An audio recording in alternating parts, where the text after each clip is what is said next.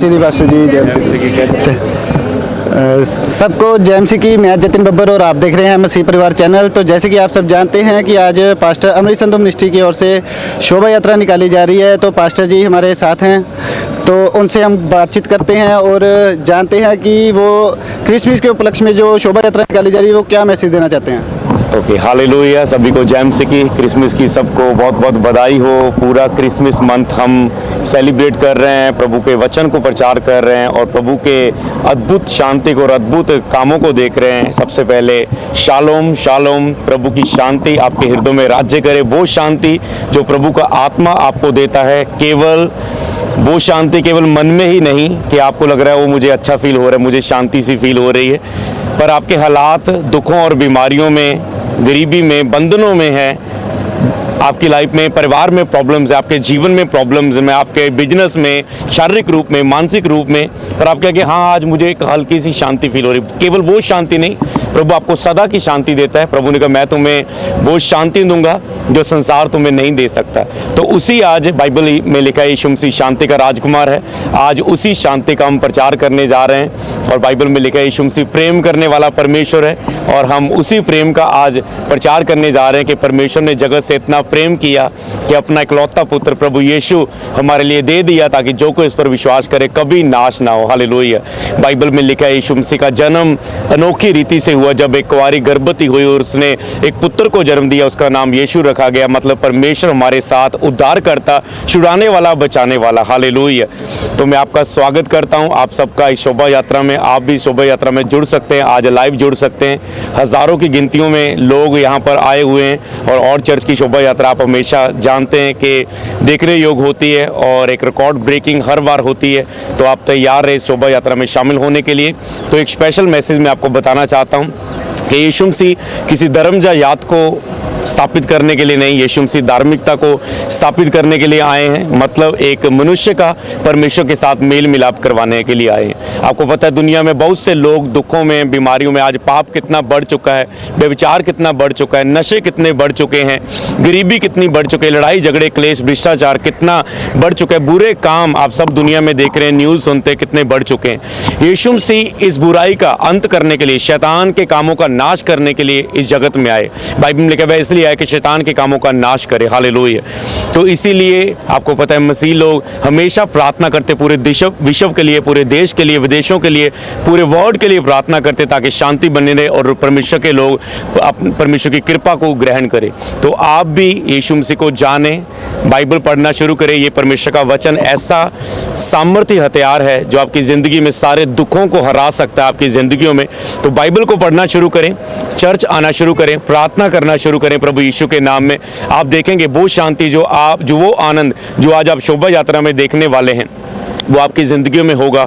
वो शालोम, वो शांति आपकी ज़िंदगियों में होगी और परमेश्वर आपको अद्भुत रीति से ब्लेस करेंगे। तो जितने भी लोग, कुछ लोग मसीह का विरोध करते हैं, पंजाब में लोग कहते हैं कि हम मसीह लोगों का विरोध करना चाहते हैं, मैं आपको बताना चाहता हूं आप जितना मर्जी विरोध करें, हम आपसे सदा प्यार करते थे, करते हैं और करते रहेंगे। हम हमेशा आपको क्षमा करते रहेंगे, आपसे प्यार करते रहेंगे। आप जितना ही सताएंगे हम उतना ही अपना प्यार बढ़ाएंगे। आप जितना ही दोष लगाएंगे हम उतना ही परमेश्वर की उस वचनों के द्वारा, प्रचार के द्वारा साबित करेंगे कि यीशु मसीह मुर्दों में से जी उठा है, वो जीवित परमेश्वर है, वो आज भी चिन्ह और चमत्कार अद्भुत काम करता है।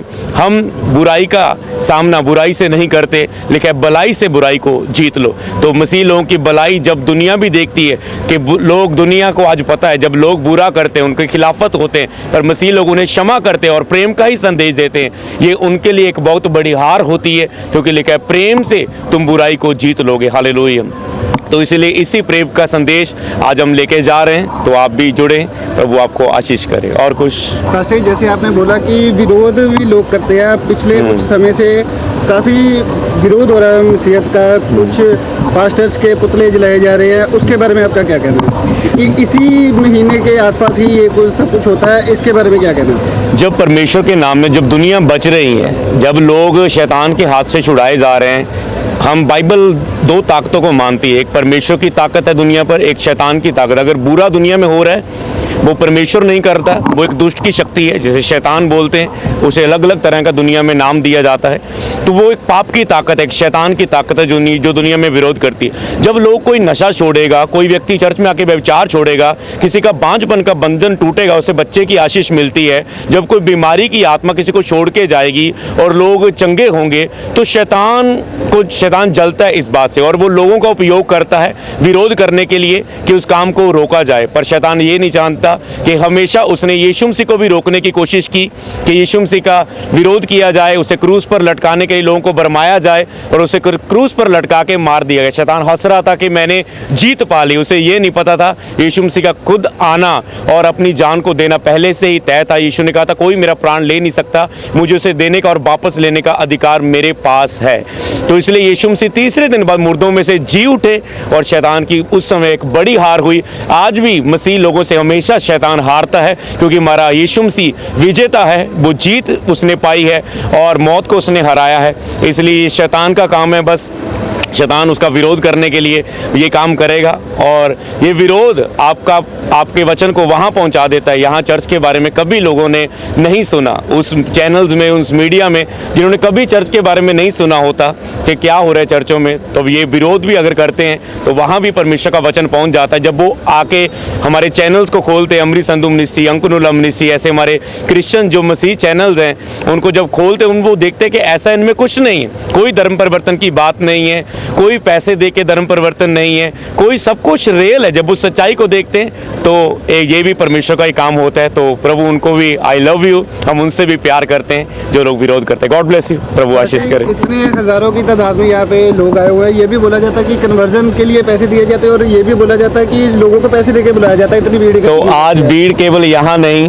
खामड़ा चर्च में दिखने वाली है परसों, और लाखों लोग इस भीड़ में। इतने लोगों को पैसा देना और बदलना, ये तो एक बड़ा चमत्कार ही होगा अगर दुनिया में ऐसा कुछ हो सकता है। ऐसा कुछ नहीं है, इतने लाखों लोगों का ये उनको पता है, सारी दुनिया को पता है, मीडिया वालों को भी पता है कौन सच्चा है कौन झूठा है। बस उनको बस इस और कोई बात नहीं है, दो ही बातें आती हैं, जा तो पैसे वो देते हैं, जा वो लेते हैं, जा धर्म परिवर्तन। 3 रट्टे लगाए हैं और कोई रट्टा ही नहीं है और कोई बातें नहीं है, और अपनी बातों में वो खुद ही दोषी ठहर जाते हैं और कुछ नहीं। बस फिर से कहना चाहते हैं हम उनसे प्रेम करते हैं। Okay, God bless you, merry Christmas. सभी को क्रिसमस की बहुत बहुत बधाई हो। मिलेंगे जीवित प्रभु की जीवित हजूरी में, अगली स्टेज पर प्रचार को सुनेंगे। God bless you.